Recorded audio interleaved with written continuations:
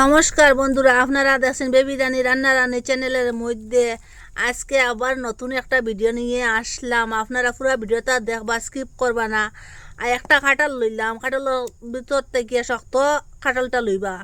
আপনারা লরম খাটলটা লইবা না, লরম খাটলটা লইলে এইরকম হইতো না যেটা রেসিপি বানাই। আর পুরা ভিডিওটা দেখবা, স্কিপ করবা না। এখন আমি 20টা আলাদা করিয়া খাটল তেকিয়া একটা গামলার মধ্যে লইলাম খাটলের যে অংশটা, সার অংশটা। এই দেখুন, শক্ত শক্ত এটা লইলাম। লরম বিলকুল লইবা না আপনারা, যেটা লরম এইটা ফেলে দিবা। এই দেখুন, লরম যেগুলো আছে এগুলো আমি ফেলে দিলাম, শক্তটা লইবা। এখানে সবগুলো পরিষ্কার করিয়া লই লিছি। বিসর্জন ভিতরে যেন একটা লাল অংশ থাকে, এটা পরিষ্কার করিয়া এখন হলুদ গুঁড়া দিয়া দিলাম। এখানে 1 চামচের মতো হলুদ গুঁড়া দিয়া দিছি। এখানে জিরা গুঁড়া দিয়া দিলাম। হলুদ গুঁড়া দিয়া খুব ভালোভাবে এটা ম্যাশ করে লিছি। দেখুন, এটা হালকা হাতে ম্যাশ করবা, যে হলুদ গুঁড়াটার সাইডের দিকে যেরকম লাগে, কাঁঠালটার যেরকম লরম হইতো না আর হলুদটা সাইডের দিকে লাগতো, ওই রকম লাগাইবা। এখানে আপনারা দেখাইছি না, এখানে জলের মধ্যে হলুদ গুঁড়া, লঙ্কা গুঁড়া, লবণ দিয়া এটা ব্যাটারটা গুলিয়া রাখলাম আগে তাকিয়া। তেলের মধ্যে ওরকম ধোয়া উঠার পরে আগে থেকে তেল দিয়া রাখলাম, এখন তেল থেকে ধোয়া উঠিছে। আর ওই যে বাটির মধ্যে ব্যাটারটা গুলিয়েছিলাম, ওরকম ডাবাইও এখন তেলের মধ্যে দিলাম। দেখুন কিরকম ফুলকো ফুলকো উঠছে। আগুনটা লো মিডিয়ামে রাখবা।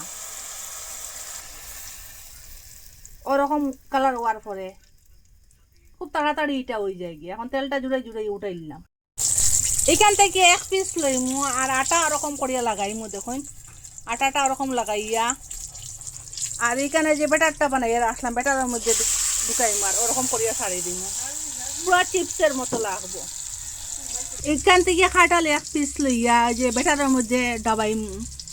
এখানে ডুবানির পরে এখানে আটার মধ্যে ওরকম করিয়া লাগাইমু।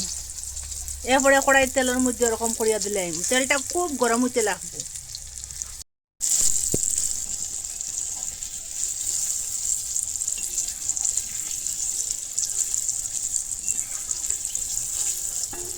ওরকম বানাইয়া ওরকম করে সবটা বানাই লিছি। দেখুন, ওরকম ফাঁকা কাটল দিয়া চিপস বানাইয়া খাইবা। রুটির সাথেও খাইতে পারবা, ভাতের সাথেও খাইতে পারবা, এমনিও খাইতে পারবা। এটা স্বাদটা আলাদা।